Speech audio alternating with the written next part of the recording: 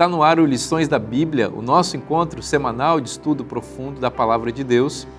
E hoje vamos continuar em nossa jornada pelo livro de Marcos, acompanhando Jesus em debates contra os seus oponentes, defendendo a mensagem do Evangelho e da salvação. É sobre isso e muito mais o Lições da Bíblia que está começando agora.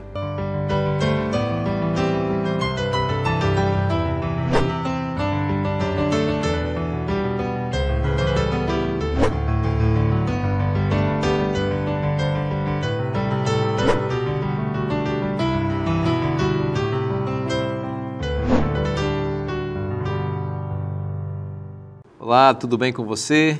Este é o Lições da Bíblia, o nosso encontro semanal de estudo profundo da Palavra de Deus. A cada semana a gente está juntinho aqui para estudar os temas profundos que a Bíblia nos revela, conforme sistematizados no nosso guia de estudos. Muito obrigado pela sua companhia, pela sua presença, por gostar desse programa, por compartilhar esse link também do YouTube com seus amigos, com seus vizinhos, por evangelizar também com Lições da Bíblia. Nossa gratidão a você que a cada semana está coladinho com a gente para estudar juntos, aprendermos juntos sobre a Palavra de Deus. A gente sempre faz isso aqui na companhia de amigos queridos. Eu acho que o formato do programa é interessante porque eu não consigo enxergar ninguém estudando a Bíblia sozinho. Ninguém em uma ilha quando estuda a Palavra de Deus, é sempre em comunidade. E nós fazemos isso aqui e desejamos que isso seja replicado também na sua igreja, na sua família, que você sempre esteja com pessoas queridas, compartilhando o Evangelho de Cristo. E eu tenho todo o trimestre essa satisfação de receber aqui nos estúdios da Novo Tempo gente querida, gente que ama o estudo da Bíblia e que vem aqui compartilhar conosco aquilo que aprender aos pés de Cristo. Aqui à minha direita, por exemplo, o Gustavo, pastor Gustavo. Seja bem-vindo, meu amigo, mais uma vez. É uma alegria, amigo, continuar esse estudo que está sendo tão abençoado para a minha vida. Eu espero que esteja sendo para todos os telespectadores também. Eu não tenho dúvida. Aqui o amigo pastor Odailson. Irmão, seja bem-vindo mais uma vez. Obrigado, pastor Vinícius. E aproveitando já o terceiro momento juntos, agradecer a tua maneira gentil, educada e sempre muito especial de conduzir isso aqui tudo, que nos dá essa vontade de falar e nos sentir totalmente em casa. Amém. Muito obrigado pelo carinho e pela disposição de estar aqui com a gente. Vamos juntos. Pastor Natal, muito bom. Bem-vindo, amigo, mais uma vez. Obrigado mais uma vez, é uma alegria estar aqui dividindo a Palavra de Deus. E pastor, eu tenho que mandar mais um abraço hoje agora também. À vontade. Eu vou mandar um abraço aqui para minha mãe, para os meus irmãos que moram aqui em São Paulo e para todos os meus alunos, todos os alunos da FAP, a Faculdade Adventista de Teologia do Paraná. É verdade. Um abraço para todos esses que são futuros pastores da igreja, estão se formando ali para servir a Deus. Pastor Natal, ora para a gente, por favor. Oro sim. Obrigado, Senhor Deus, por mais esta oportunidade em que nós vamos abrir a Tua Palavra, vamos estudá-la e vamos extrair lições para a nossa vida. Eu peço que o Senhor esteja conosco e que o Teu Espírito Santo grave essas lições no nosso coração, na nossa mente. Em nome de Jesus. Amém. Controvérsias é o título do nosso estudo dessa semana e não é estranho falar sobre isso ao falar sobre a vida de Jesus.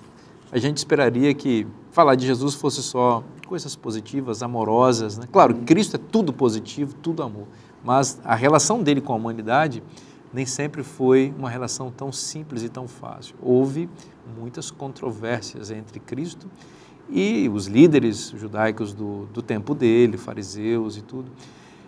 Odailson, essa ideia de controvérsia não é uma coisa tão nova, né? A gente vive num momento de muitas controvérsias, especialmente no ambiente digital. Você é um especialista nisso, sabe como esse ambiente às vezes pode ser tóxico em muitos momentos, mas me parece que isso que a gente vê hoje no mundo digital é apenas uma atualização tecnológica de um espírito humano que já perdura há muito tempo. Nada novo debaixo do céu, nada novo desde o Éden, desde uma serpente dizendo, será a árvore da ciência do bem e do mal, não é só do mal. Então você começa a perceber que Marcos, esse evangelho de Marcos está muito atual. Vou usar aqui uma frase conhecida do meio teológico, provavelmente Marcos é mais atual que o jornal de amanhã, né?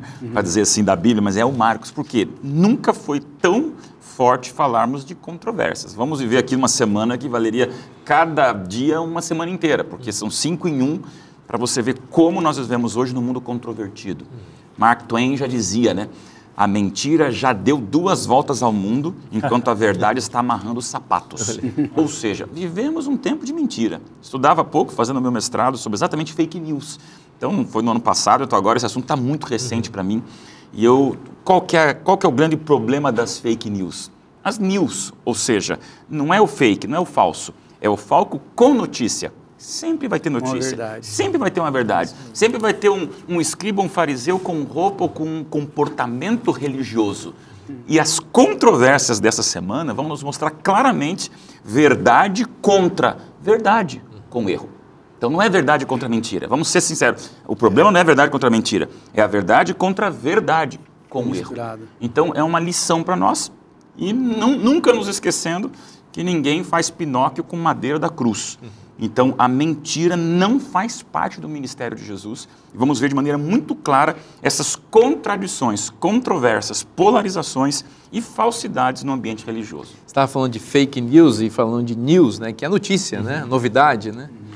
Tem um jargão jornalístico que diz que notícia não é um cachorro morder um homem, mas um homem morder um cachorro. Excelente, a ilustração não é? Ótima. Então, mas nem todos os dias aparece um homem mordendo um cachorro, né? Mas a notícia precisa aparecer todos os dias. E por isso as pessoas às vezes fabricam notícias. Fabricam homens mordendo cachorros por aí exatamente para poder atrair a atenção das pessoas. E o evangelho também, às vezes, ele é agredido com esse tipo de postura, de abordagem, num tempo em que as pessoas parecem que não querem mais o simples, não querem mais o comum, não querem mais o cotidiano, eles querem o espetáculo. E a fé, ela é muitas vezes simples. A atuação de Deus é no dia a dia, na simplicidade, né? E Jesus, em muitos momentos, ele esteve em debates, em controvérsias com gente que não estava preparado para a simplicidade do evangelho tal como ele apresentava. Pastor Natal, por exemplo, aqui o evangelista Marcos nos apresenta a história da cura de um paralítico. Essa história ela é amplamente conhecida, em muitos programas aqui inclusive falamos dela, mas ela nunca envelhece. Aqui é uma notícia verdadeira, mas que continua espetacular ao longo do tempo. A história de um indivíduo que era paralítico, tinha 4 amigos, e que desceram esse indivíduo na frente de Cristo. Pelas telhas da casa de Jesus ou de Pedro, na Bíblia fala que Jesus estava em casa, mas alguns comentaristas dizem que a casa era de Pedro, que Jesus estava na casa de Pedro sempre. Então é como se fosse a casa dele, alguns dizem. E o fato, pastor, é que Jesus, na sua humanidade também, Jesus se emociona. O texto diz que Jesus ficou impressionado com a fé deles, dos amigos, que ousaram abrir a telha para descer o amigo.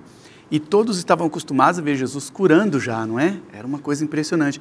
Mas dessa vez, ao ver o homem ali aleijado, em vez de Jesus falar, eu te curo, ele falou, eu te perdoo. Isso é o que chama a atenção nesse relato, não é?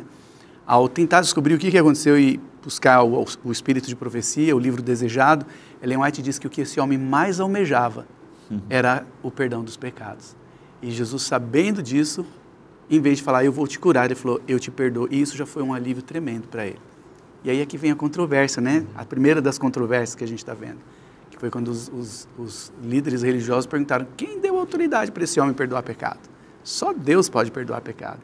E é aqui que começa a primeira das controvérsias. Exatamente. E é interessante que a gente vê o espírito daqueles que estavam observando, no caso dos líderes, né? Prestes a ocorrer um milagre, a fama de Jesus já estava correndo, só que eles estavam olhando com um olhar muito crítico. Eu costumo dizer em algumas pregações que o crítico, ele é muito perigoso, pode cair fogo do céu, que ele vai falar, esse fogo está meio laranja, né? Esse fogo não está tão... Porque o olhar do crítico já é treinado para ver os problemas. Então, algo maravilhoso estava prestes a acontecer e esses líderes agora estavam ali querendo criticar Jesus. E aí Jesus entra no terreno deles, né? Existia um conceito de que muita gente estava sofrendo por conta de pecados. Então, se caso a pessoa fosse curada, o pecado também seria perdoado. Só que Jesus, propositalmente, talvez para instigar aqueles líderes, começa, seus pecados estão perdoados. Mas quem é você para dizer isso? Ele, vocês não estão acreditando, então vai lá, levanta, anda. Ou seja, aqui está alguém que também tem autoridade para perdoar pecados. Isso é fantástico. O texto diz aqui no capítulo 2, no verso 5, que Jesus viu a fé daquelas pessoas, os 4 amigos, e é um destaque aqui, entre parênteses, né, da importância de alguém levar outras pessoas até Jesus. Havia um grande obstáculo ali, que era uma multidão numa casa, e eles inventaram um método evangelístico que não é tão fácil de ser replicado, né? Destelhar casas, né? A gente, na Novo Tempo aqui, a gente entra na casa das pessoas também, evangelizando, né? Mas não precisa tirar a telha, entra pela antena, entra pelo sinal da internet e vai entrando. Mas ali eles inventaram um jeito de encontrar Jesus. Então, destacar assim, essa questão importante de amigos que se preocupam em salvar outras pessoas. Jesus viu a fé dos 4 e provavelmente também do rapaz, porque a ideia deve ter sido dele, né? Eu preciso que vocês me coloquem lá dentro. Arruma um jeito de me colocar. Jesus viu a fé dessas pessoas. E Jesus perdoou o pecado deles. Só que o verso 6 tem um mas. Estava tudo lindo até aqui. É tudo lindo até que aparece um mas, né? Perdão de pecados era o que o homem queria. Vocês disseram aqui, ele queria perdão. E recebeu o que precisava. Mas o quê? Mas entra a hipocrisia absoluta, né? Entra aquilo que tem que nos causar um desgosto, uma antipatia imediata e uma oposição clara a todos aqueles que não constroem a arca, mas ficam brigando pela cor do prego, né? E que é isso? Realmente são esses críticos. E a Bíblia não alivia, e Marcos é prático, né? Então Marcos é prático, o teu mas aí ele mostra bem claro. Veja o que acontece, a cena dramática, celestial de perdão de pecados espiritual e cura de corpo físico. E a gente questionando alguma coisa que quem é essa autoridade para questionar Deus? Então, aqui você vê a maneira mais clara da oposição, da contradição, do confronto, dessa controvérsia entre a hipocrisia que eram os religiosos da época, com a essência de um carpinteiro nazareno que perdoa pecados, cura um paralítico e olha para eles e fala assim, e aí? Vamos discutir a cor da máscara na UTI do mundo? Vamos ficar discutindo coisas assim? E é isso que eu vejo claramente um Jesus com uma paciência divina, mas ao mesmo tempo um limite para hipócritas assim, né? Pastor, é interessante observar que no versículo 1 diz que o paralítico não conseguia entrar por causa da multidão. Então a casa estava cheia de pessoas, mas eles não estavam percebendo quem era o pregador, o caráter dele, o objetivo, a missão dele. A multidão nem sempre está com a razão, como dizem, né? Diz que isso impediu Zaqueu também de ver Jesus, diz que era a multidão, e às vezes a multidão está lotando às vezes um lugar, mas não percebe a autoridade de Jesus que ele tinha aqui para perdoar os pecados. Eu tiro uma lição aqui também, pastor, que é o seguinte, nessa cena tem gente que aproxima a gente de Jesus e tem gente que afasta a gente de Jesus. Muito bom. E assim é a nossa vida religiosa. Talvez o nosso telespectador está assistindo e ele também enfrenta desafios, críticas, perseguições, mas por outro lado vai ter gente que vai apoiar, que vai se aproximar. Então, cabe a nós não ser esse segundo grupo do texto, né? Daquelas pessoas que estavam mais obcecadas pelas formas religiosas do que simplesmente de ajudar e amparar o nosso próximo. Miqueias, foi uma das perguntas da lição da parte do domingo, existe um texto onde Deus fala, olha, não é isso que eu espero de vocês, que vocês amem a misericórdia, pratiquem a justiça, que vocês possam andar em humildade. Ou seja, o desejo de Deus era sempre o bem do próximo, amar a misericórdia e fazer o máximo possível para ser bênção na vida do próximo, né? Verdade. A multidão, a aglomeração de pessoas impedia o paralítico de ter acesso físico à presença de Cristo. Mas os críticos e a crítica impedia aquele pecador de ter acesso ao perdão que estava disponível em Jesus Cristo. E Jesus, ele rompe com as duas, ou permite que as duas formas de impedimento sejam rompidas, né? Tanto o teto, e ele deve ter assistido aquela cena de uma maneira... Eu fico pensando, gosto de pensar nessa cena, imagina, Jesus está pregando ali... Aí começa a cair... terra. Cisco, e é coisa, e barulho, e de repente o dono da casa, meu Deus do céu, o que está acontecendo com a minha casa? Pedro, né? A casa dele. Né? Interromper o sermão de Jesus, já pensou? E a cena começa a acontecer, porque aí isso tem tudo a ver com Marcos, né? Porque o sermão das palavras para e começa o sermão visual, né? O sermão em 4 dimensões, né? Interessante. O sermão do paralítico descendo. E ali é uma cena extraordinária que a gente tem que pensar. Por trás daquela incapacidade física, havia uma incapacidade espiritual refletida naquela incapacidade física. Havia uma paralisia espiritual ali, que é isso que o pecado faz com todo mundo.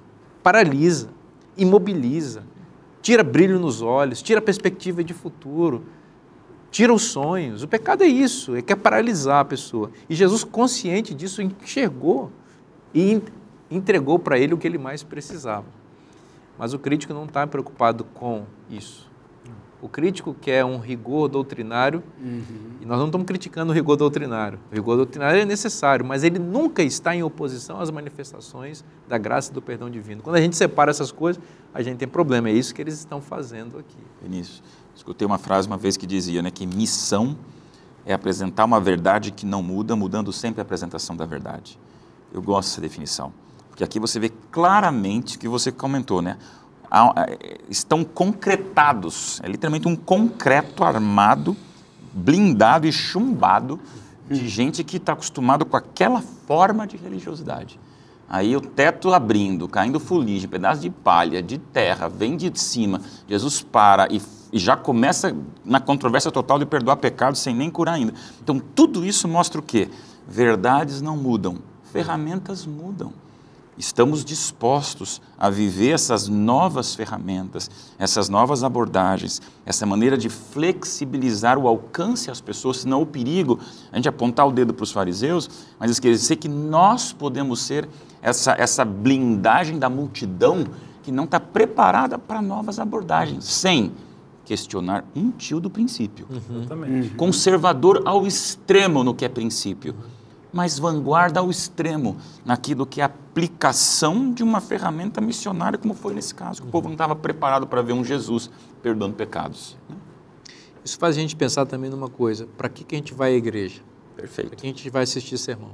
Ali tinha um grupo interessado em milagres e Jesus estava atendendo essas pessoas. Ali provavelmente havia pessoas interessadas na doutrina, no ensino de Cristo, mas havia um grupo interessado em apenas criticar.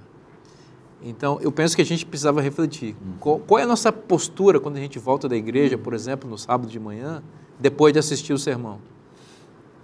É servir pastor assado na mesa, como dizia alguém? Criticar o sermão, criticar o louvor, criticar as pessoas, criticar o pastor, criticar os líderes?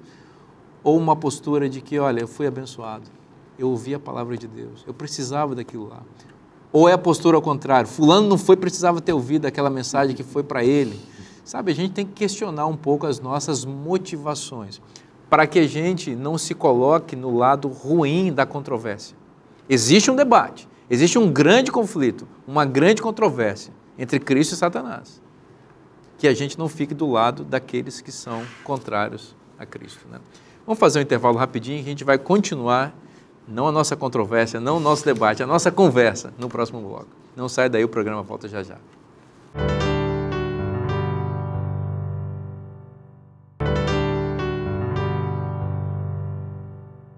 Já estamos de volta com o programa Lições da Bíblia, agora no segundo bloco, para continuarmos estudando com você a Palavra de Deus. E falando em Palavra de Deus, a gente sempre lembra do nosso guia de estudos, que é totalmente baseado na Palavra de Deus. Você sabe que a cada trimestre, a cada temporada, um novo tema, um novo livro da Bíblia, uma nova temática especial é estudada e abordada neste guia de estudo. Esse guia de estudos que é uma grande bênção, que vem abençoando a família brasileira e, por que não dizer, mundial, há muitos anos. E você também pode ter o privilégio de ter esse material na sua casa para você estudar dia a dia a Palavra de Deus. A gente gosta de comparar isso aqui com o maná. Lembra do maná que caía todo dia, vindo da parte de Deus para nutrir espiritualmente ou fisicamente o seu povo, e aqui nutrição espiritual para você, e tem para todas as faixas etárias. Isso aqui a gente apresenta para os adultos, mas tem também guia de estudos com temas específicos para bebês, para crianças, para juvenis, para adolescentes, para jovens. É um menu muito variado de estudo da Palavra de Deus. Esse especial sobre o guia, sobre o livro de Marcos, que a gente estuda aqui, e os outros você tem acesso em cpb.com.br, e ali você pode adquirir, que é bênção para você e para toda a sua família. Corre lá e adquire, que você não vai se arrepender. A gente vai continuar estudando aqui o livro de Marcos, a gente está concentrado nesses debates que Jesus enfrentou com seus oponentes, que não conseguiam entender a lógica do seu reino de amor que ele estava estabelecendo. E algumas dessas controvérsias se deram por motivos doutrinários e por falta de compreensão desses motivos da parte dos, especialmente, líderes judeus, fariseus e a turma da época. Natal, o que você tem a dizer? Por exemplo, teve uma citação interessante em que Jesus chamou um publicano. Vamos explicar um pouquinho o que é esse publicano, qual era essa atividade, por que esse pessoal tinha tanto preconceito por parte da população e por que Jesus foi chamar logo um desses para estar com ele.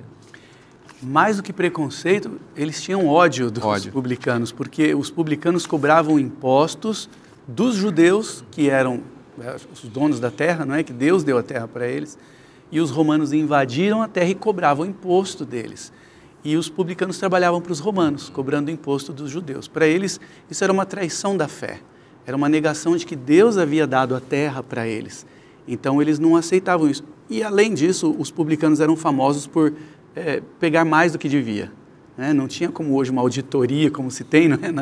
nos impostos de renda, nos impostos de renda, e eles cobravam muito mais. Mas Jesus viu ali no Levi Mateus um publicano que podia ser uma pessoa fiel e sincera como um dos 12. Jesus chamou e ele veio. E aí Levi deu um banquete. E Levi era rico, ele era publicano. E no banquete a gente teve mais uma dessas controvérsias da lição. Quer dizer que o pessoal pagava imposto naquela época? Pagava imposto. Eles não gostavam de pagar imposto? Que coisa, né? Que coisa difícil né? Diferente, né? Como mudou, né? Como você vê, né? A gente não gosta de pagar imposto, mas imagina se você tiver que pagar mais para poder... Sim. Não é? Porque alguém está roubando esses impostos. Realmente é uma coisa... É uma situação delicada, porque como você disse, ele era um judeu, mas que tinha se vendido para os romanos, que são povos, que são opressores do povo judeu. Então, realmente é uma situação bastante delicada. Mas Jesus vê esse indivíduo chamado Levi Mateus, e aí, de novo, né, como João Marcos, ele tem um nome duplo. Nomes, ele tem um nome judaico e tem um nome latino, Levi Mateus. E esse Levi, ele recebeu Jesus na sua casa. Jesus foi, Odailson. O mais absurdo e inimaginável escândalo do momento. Entrar na casa de um Jesus fosse realmente, aos olhos dos publicanos, o Messias, eles não poderiam conceber a ideia remota do Messias entrar na casa de um publicano. Aí é o escândalo do Evangelho, é a coisa linda da cruz, é a coisa inacreditável do que é Marcos na prática de um Cristo. A gente fala um pouco da comunicação, né? Estava falando para vocês um pouco dessas fake news, das contradições, dessas mentiras. O que Jesus faz é desmascarar absurdamente o que estamos vivendo naquele status quo daquele momento, aquele ambiente das pessoas. Ou seja, o publicano, as pessoas, os fariseus, os saduceus, aquelas pessoas que tinham a religiosidade que a gente viu do sábado anterior, né? No momento lá da cura, do perdão àquele homem, você vê um povo que tem RG. Né? Eles têm RG, eu tenho a identidade, eu tenho o povo do advento, nós temos o povo, a vinda do Messias, sabemos. Mas Cristo mostra que RG não é mais importante que CLT, vamos usar esse termo, que é carteira de trabalho, é efetivo, é a prática, é a realidade. Então, quando Jesus vai com Mateus, ele deixa descarado aquela máxima da comunicação, que não é o que eu falo, é o que o outro entende. Tá? A gente, às vezes, se torna especialista na mensagem, mas Cristo incorpora a mensagem para ela ser compreendida. Então, ir na casa de Mateus, na casa de um publicano, e mostrar que para ele RG é menos importante do que a CLT, do que o publicano vai ser. Ele viu Mateus como futuro, não como presente. Mostra claramente a visão de Cristo de quebrar qualquer preconceito. E aí eu só consigo me lembrar do que Spurgeon já dizia, né? Deus chamou-nos para ser luz do mundo e não estrelas da igreja.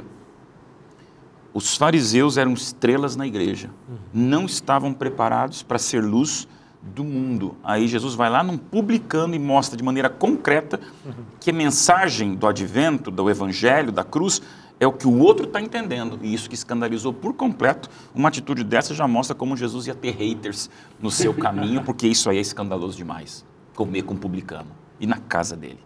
Exatamente. Os fariseus, eles começaram bem, né? Quando a gente vai olhar a história dos fariseus, eles defendiam princípios divinos diante da influência grega e dos povos que tentavam invadir Israel. Então, eles eram heróis do povo. Porém, em algum momento se perderam, começaram a se achar demais e deixaram de ficar só com a palavra e vieram com as tradições e com os ensinos em cima dessas tradições. E aí não tem como não ter controvérsia com o ensino de Jesus, né?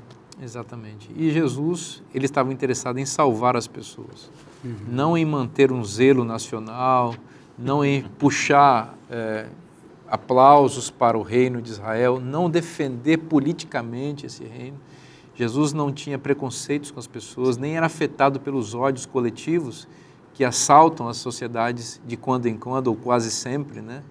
Jesus, ele sabe discernir os corações que precisam, especialmente da sua graça e do seu amor, estão carecidos disso, e identificou naquele indivíduo, embora fosse de fato um traidor da nação, né, um publicano que coletava impostos e arrecadava dinheiro a mais do que se devia, viu naquela pessoa alguém que poderia ser salvo, que clamava por perdão, por transformação, viu o potencial daquele indivíduo, e Jesus investiu nisso, e inclusive foi à casa dele para salvá-lo. E ele mesmo justificou, quando interpelado pelos fariseus: os sãos não precisam de médico, e sim os doentes. Eu não vim chamar justos, mas pecadores.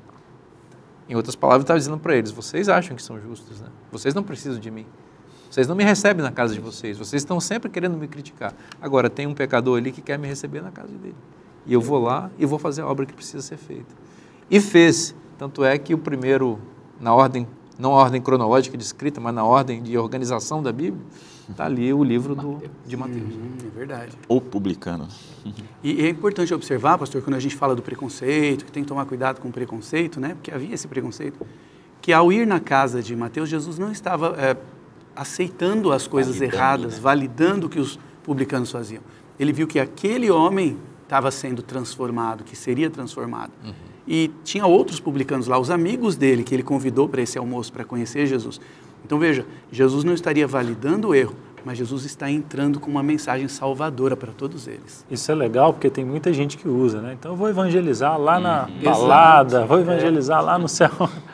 Jesus ia com intencionalidade, né? Para transformar o lugar, e não simplesmente para sentar ali e compartilhar dos erros do anfitrião. É bom lembrar que a balada em que Mateus ia era a coletoria de impostos. E aqui no Evangelho de Marcos diz no versículo 14 que Jesus passou pela coletoria e disse: segue-me. E o texto diz que ele se levantou e o seguiu. Ou seja, a pressuposição é que ele abandonou a balada. Exato. Não transformou a balada numa balada gospel, né, para poder... Vocês entendem o que eu quero dizer aqui, né? Com certeza. Então, assim, Jesus, ele tira as pessoas do errado, não transforma o errado em certo, como alguns querem fazer por aí, né? E como os fariseus, os outros lá queriam criticar, os saduceus, eles acharam um motivo de criticar. Por que vocês não jejuam? Isso aí. Então eles estavam num almoço. Ele foi almoçar na casa de Mateus. Por que vocês não jejuam? Controvérsias. Tinham que achar um motivo, né? Aí Jesus dá aquela resposta, né? Ninguém coloca vinho novo em odres velhos. O que era o odre? O odre era feito de pele de animal, né? Às vezes pegava uma cabra inteira, costurava as extremidades e colocava ali o suco da uva, que fermentava. Só que o odre novo era flexível. O odre velho não, já estava cheio de rachadura, então ele estourava com a fermentação. Então Jesus estava dizendo assim: olha, meus novos ensinos não vão caber nesses odres ressecados, cauterizados, cheio de tradições, cheio de preconceito, cheio de si mesmo. Até superstições. Superstição, é verdade. Não, tem. Cheio de orgulho. Então, é isso, a gente tem que ser um odre flexível, né, quando quer ouvir a palavra de Jesus. Disposto, não é flexível de aceitar qualquer coisa, é disposto de abrir mão do próprio eu e do próprio orgulho para receber a palavra de Deus e então ser transformado. Não tem como escapar dessa semana sem abordar essa criativa percepção do novo, né? E isso gera embates. Então, que a pessoa que nos assiste, nosso amigo, irmão, compreenda, não estamos rompendo princípios. Cristo não rompeu um princípio, mas a maneira revolucionária de dispor, de apresentar, de surpreender, ela obrigatoriamente vai contra os bancos cativos da igreja. Então, estamos realmente preparados? A coisa mais fácil é apontar o dedo para aquele irmão que critica. Será que eu não sou essa pessoa que tenho tantas prisões nas minhas tradições a ponto de não aceitar que às vezes uma nova geração venha com uma proposta diferente, ou alguém use uma ferramenta diferente, ou uma abordagem diferente? Se o princípio não é tocado, o que Jesus fez, gente, foi disruptivo. Essa é uma palavra que se usa muito em comunicação, é disruptivo. O que é uma tecnologia disruptiva? Quando, por séculos, todo mundo acha que vai ser assim o império, até alguém inventar um aplicativo que simplesmente põe todo mundo desempregado, que ninguém pensou que você não ia usar mais fita de videocassete, você ia usar agora um streaming. Isso é disruptivo. Conteúdo não muda, a ferramenta muda. Jesus sabia lidar com isso. Então, que fique aqui um claro apelo para nós cuidarmos e não sermos tão enrijecidos a ponto de vir o Messias e nós questionarmos se jejua. Que povo, gente! A gente sempre vai ter esses críticos no pé, né? Os haters de agora, e são haters gospel, são haters do evangelho, odeiam achando que amam, né? E a gente tem que saber lidar com isso e não perder o foco, porque Jesus passava por eles e tinha resposta para cada um, tinha o foco que ele sabia que tinha. Mas nós não temos pessoas contra quem a gente tem preconceito hoje, não é? Como eles tinham dos publicanos, nós não temos, né? Será que é? Dureza, que tempos polarizados, que tempos de críticos, tempos, se você não aceita o que eu falo, eu não te escuto. Então, essa briga, e além da política, não vamos nem discutir política, vamos discutir essa polarização. Se eu penso diferente de você, eu não lhe dou os meus ouvidos para sequer escutar o que você está dizendo. Então, difícil a gente evangelizar quando a gente só quer falar e não consegue escutar, né? Tem uma palavra na Bíblia, no Novo Testamento, a Bíblia grega, né, que é traduzida como arrependimento, conversão, que é metanoia. Um dos significados que eu gosto dessa palavra é expansão de consciência. É você ampliar a sua mente para receber o conhecimento divino que se amplia. A palavra de Deus diz que a vereda do justo é como a luz da aurora, ela vai se ampliando, vai até se tornar um dia claro. Então, Jesus está querendo dizer, na minha visão, exatamente isso aqui, com esse dito do odre velho e vinho novo, sabe? É preciso atualizar a sua mente, expandir a sua mente e não fechar a sua mente para Deus. Deus, ele é inusitado, ele é surpreendente. Deus não cabe nas nossas caixinhas que a gente às vezes constrói para modelá-lo, a nossa imagem, a nossa semelhança. Então esteja preparado. Por exemplo, esse aparelho aqui, uma hora ou outra, eu tenho até uma crítica em relação a isso, ele vai ficar incapaz de rodar os programas que a mesma empresa que me vendeu ele apresenta. Os softwares que são atualizados não rodam nesse hardware aqui daqui a algum tempo, pouco tempo, lamentavelmente para mim. Mas a nossa mente é um hardware que pode ser atualizado pelo Espírito Santo para que a revelação divina possa se expandir. O debate aqui é entre tradição e revelação. O que é a tradição? É alguma coisa que ficou, que traduzia uma revelação de Deus para um determinado momento. Mas quando a gente se apega tanto à tradição, ela vira tradicionalismo. A gente transforma a forma em princípios, se apega a ela e bota o princípio no lixo. Então Jesus está dizendo, olha, vocês não estão enxergando o que eu quero dizer na verdade, porque vocês estão apegados a uma coisa que eu não disse que deveria ser, que vocês entenderam e que transformaram isso em verdade absoluta. Não, a verdade está aqui diante de vocês. Essa é a verdade. Traduzam essa verdade agora. Rodem esse sistema operacional novo aí, eu estou oferecendo hardware novo para você, um novo coração, eu que dou, esse é um benefício da nova aliança. Mas eles estavam fechados com seus 486, se é que quiseram atualizar a máquina. Dessa época. Eles quiseram ficar com o 486 deles, com o disquete bolachão, enquanto Cristo estava oferecendo a mais alta tecnologia do céu para rodar o mais alto programa espiritual, que é o Evangelho. Aí a gente entra num tema, pastor, do sábado, né, que são tradições, exatamente isso que a gente está falando. Eles tinham tantas tradições, e esse assunto é importante a gente compreender, porque tem muita gente aí fora que diz que quem guarda o sábado é fariseu. Quando, na verdade, o assunto não era guardar ou não o sábado, era a forma de guardar. E a gente viu na lição que tinham pelo menos 39 formas de trabalho proibidas no sábado. Aí eu fui pesquisar essas 39, né? E descobri muitas coisas interessantes. Tinha a ver com arar, semear, debulhar, colher. Só que os fariseus, eles têm no livro de tradições, no Talmud, algumas regras. Por exemplo, gente, esse mandamento do sábado é muito vago, vamos melhorar o negócio? Esse era o pensamento dele. Então, é proibido andar com um sapato que tenha pregos embaixo. Por quê? Porque se o prego arrasta na terra, é como se estivesse arando a terra para a plantação. É proibido subir mais de 3 degraus, porque senão é como se estivesse colhendo alguma coisa. É proibido espremer uma fruta, porque senão... Então, assim, eles queriam melhorar, mas acabava atrapalhando. E quando Jesus discute com eles, é em relação a essas tradições vazias. Então, isso é importante porque tem muitos amigos, né, da igreja que podem não entender, mas Jesus não está condenando o sábado. Não, Jesus está condenando essas tradições que esses líderes colocavam em cima do mandamento, priorizando a tradição do que o mandamento. Exatamente. Transformando o sábado, que é uma bênção, num fardo, né? Fardo sem sentido até, né? Que benefício tem você não fazer nada no sábado? O ponto central do sábado é nos aproximar do Criador, do Salvador. Se a pessoa só não faz nada e cria um monte de tradições, não tem sentido nenhum o sábado. Eles transformavam o descanso em cansaço, né? Porque eles não viam o grande Criador do sábado, que Jesus disse, eu sou o Senhor do sábado, e o sábado foi feito por causa do homem, e não o homem por causa do sábado, né? Jesus é maravilhoso, né? Quantos ensinos, quanta sabedoria, quanta coisa maravilhosa que a gente pode aprender aos pés de Cristo. E é isso que nós estamos fazendo aqui nesse programa. A gente vai fazer um intervalo agora bem rapidinho. Você não saia daí, o programa volta já já.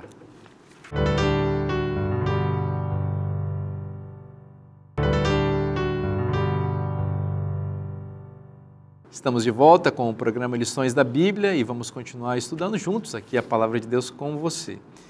Eu quero fazer uma recomendação muito carinhosa para você. A gente está vivendo num tempo assim, de muita angústia, de muito sofrimento emocional. Depois da pandemia, principalmente, nós vimos como as pessoas foram afetadas psicologicamente, né? E há cada vez mais necessidade de buscarmos auxílio, de buscarmos ajuda, primeiramente em Deus, também em profissionais que podem nos ajudar. A gente não deve abrir mão de pedir ajuda, porque isso envolve a nossa vida diretamente. Pensando em ajudar você também, acrescentando uma camada mais de apoio a você, que sabe o que é enfrentar problemas emocionais ou que tem parentes e amigos que estão enfrentando, a Rede Novo Tempo está lançando uma edição especial da revista Esperança com o tema Mente Feliz. Essa revista foi escrita pelo psiquiatra Dr. César Vasconcelos, um renomado psiquiatra, inclusive um dos nossos apresentadores aqui na Novo Tempo, com muita experiência sobre tratamentos em pessoas que carecem de ajuda para problemas psicológicos, psiquiátricos e emocionais. Ele colocou todo o seu conhecimento, sintetizou isso aqui numa revista que certamente vai ajudar você, que deseja ter mais confiança em Deus para vencer também os problemas emocionais. Pastor Vinícius, eu quero muito essa revista. Como é que eu faço? É muito simples, é só você mandar um WhatsApp, você pode fazer isso agora, tá? Ou printar, quem sabe, a tela, tirar uma foto da tela aí da televisão ou do seu celular, para você fazer isso depois, mas não esquece, mandar um WhatsApp para esse número que está aparecendo aí, 12 9844 4449 98244 4449 é o telefone que você vai mandar uma mensagem, vai preencher um rápido cadastro e nós vamos enviar sem custo nenhum essa revista para você, que é um oferecimento dos Anjos da Esperança, tá bom? Não perca essa oportunidade, vai ser muito bom para você.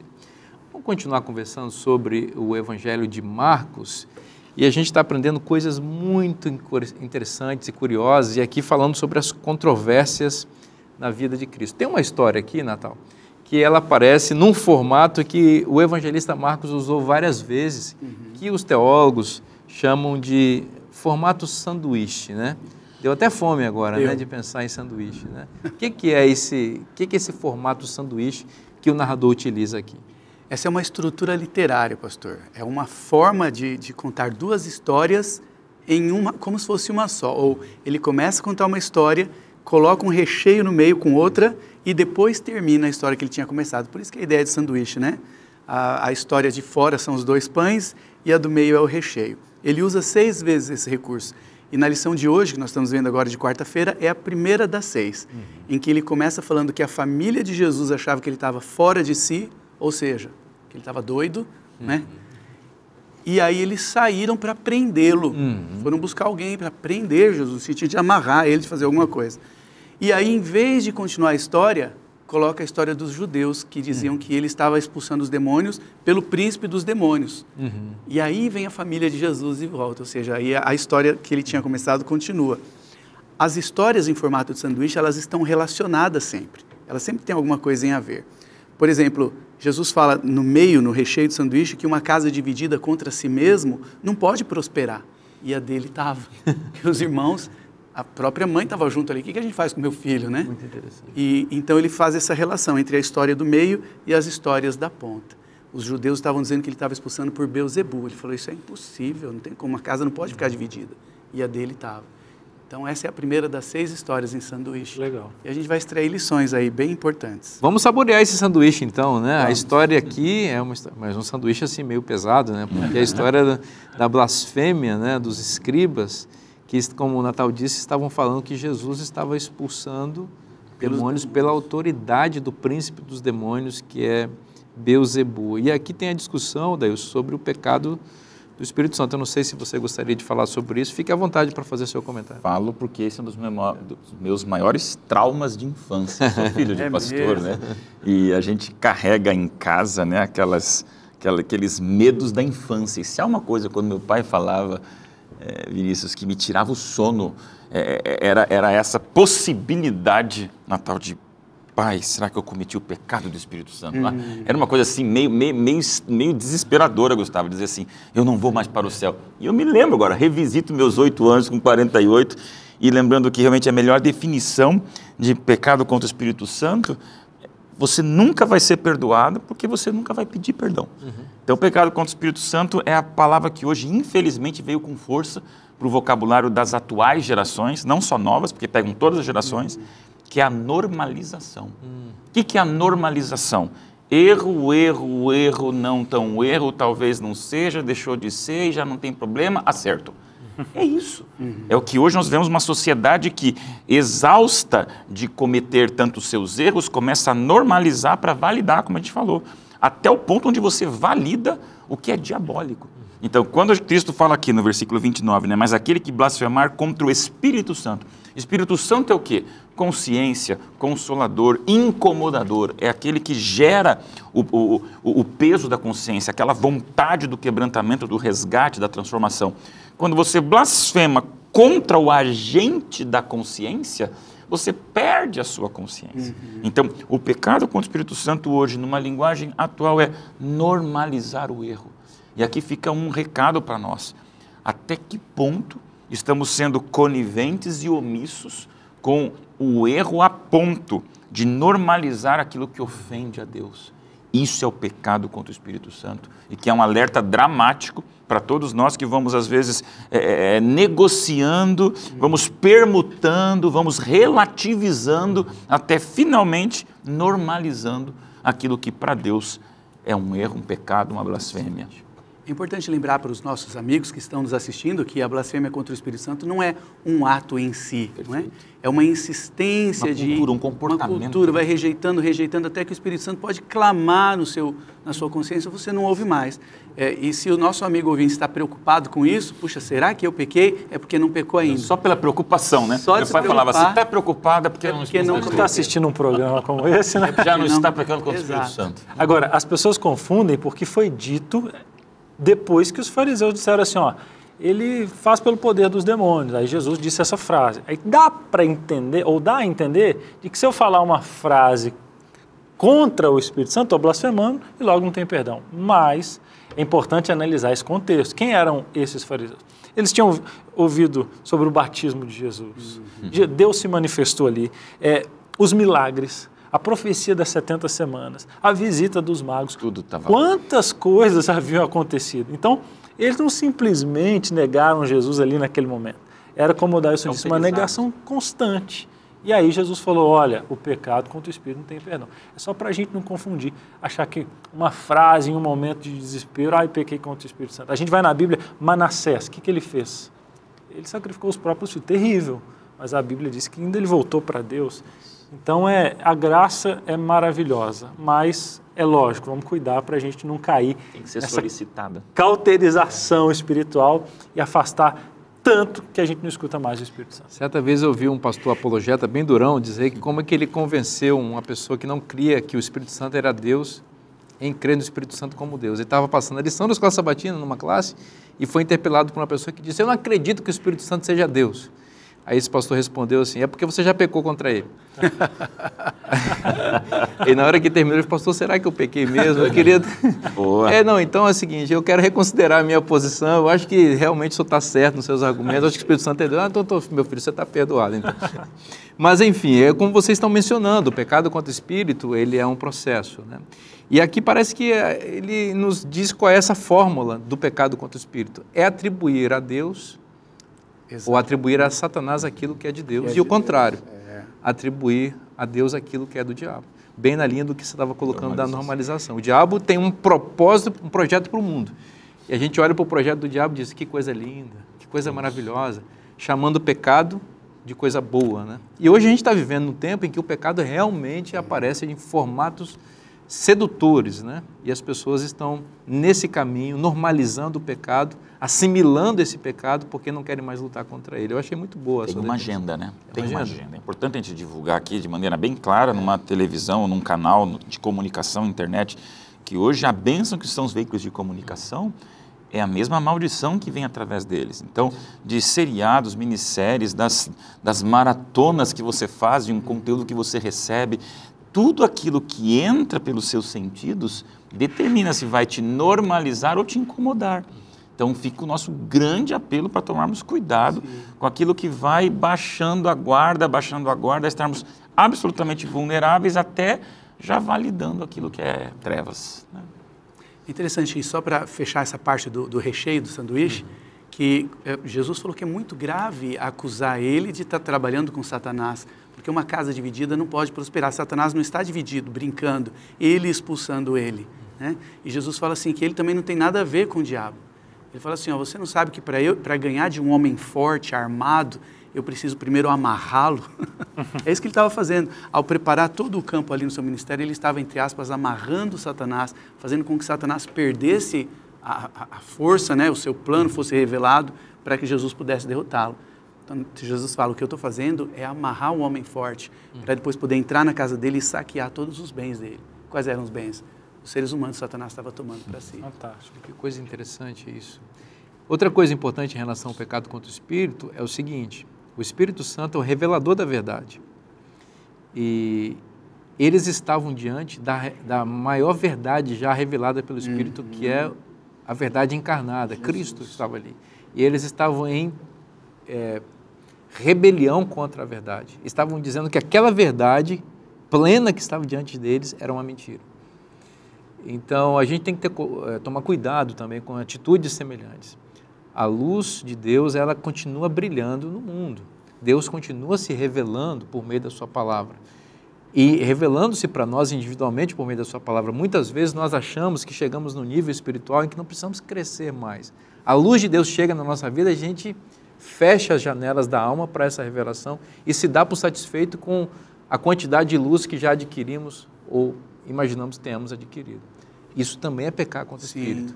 É não permitir que o Espírito continue seu processo de desenvolvimento do caráter de Cristo em nossa vida, né? É isso aí, a gente tem que tomar muito cuidado, né? A gente vê um processo que aconteceu na vida dos fariseus e a gente tem que evitar que esse processo aconteça na nossa vida. É verdade. Bom, vamos à outra ponta do sanduíche, né? Lá do pão, né? Essa parte aqui. O sanduíche. Essa, como a gente falou, é a primeira. Começa falando da família de Jesus, achavam que ele estava louco, a Bíblia fala fora de si, não é? Aí veio essa história dos que acusavam Jesus de expulsar por Satanás, e aí volta agora a história da família. Quando eles chegaram para prender Jesus, a casa estava lotada. E aí alguém chamou, e eu acho que isso fazia parte do golpe, tá? Ô Jesus, tua mãe e teus irmãos estão chamando lá fora, deixa eu ver o que eles querem. Iam pegar ele. A ideia de prender Jesus não era prender, levá-lo para uma cadeia, porque não era a ideia de um criminoso, era de prender, de amarrá-lo, de falar o que você está fazendo e tal. E aí Jesus foi muito, ele sabia de tudo, né? Ele falou assim, quem são meus irmãos? Quem é minha mãe? Já pensou? A sua mãe está lá fora chamando, tá, quem é minha mãe? Esses aqui, ó, são minha mãe, meu pai, meus irmãos, são os que fazem a vontade de Deus. Em outras palavras, Jesus estava dizendo que a mãe dele e os irmãos não estavam fazendo a vontade de Deus. Isso, para mim, é a definição da mais dramática provação que alguém pode passar. Eu acho que a maior provação que um ser humano pode passar é quando, não o sangue de fé, é o sangue genético, é o sangue humano concorre com a cruz. Porque esse é o momento onde, quando o pai de sangue, estou falando de irmãos, é de esposa, é filha, é matrimônio, é família, é esse sangue, não há laço mais forte na humanidade do que o laço de uma família. Os criminosos, eles matam familiar porque não tem dor maior do que infligir uma dor à família. Agora, pensa que dentro desse núcleo mais duro de vida, você tem a tua provação de pessoas que são do teu próprio sangue genético. Então, Cristo teve ali naquele momento, acho que a solidão mais humana, né? Quem é a minha mãe? Se nem a minha mãe está compreendendo minha missão, se nem meus irmãos de sangue estão me apoiando na missão, eu estou realmente tendo que manter o foco acima do sangue genético. A plena lucidez revelada e sendo considerada loucura, né? A liberdade querendo aprisionar a liberdade, imagina, Cristo, a plena liberdade, e eles querendo aprisioná-lo. É momento da gente aceitar Jesus Cristo tal como Ele é e aquilo que Ele tem a fazer na nossa vida.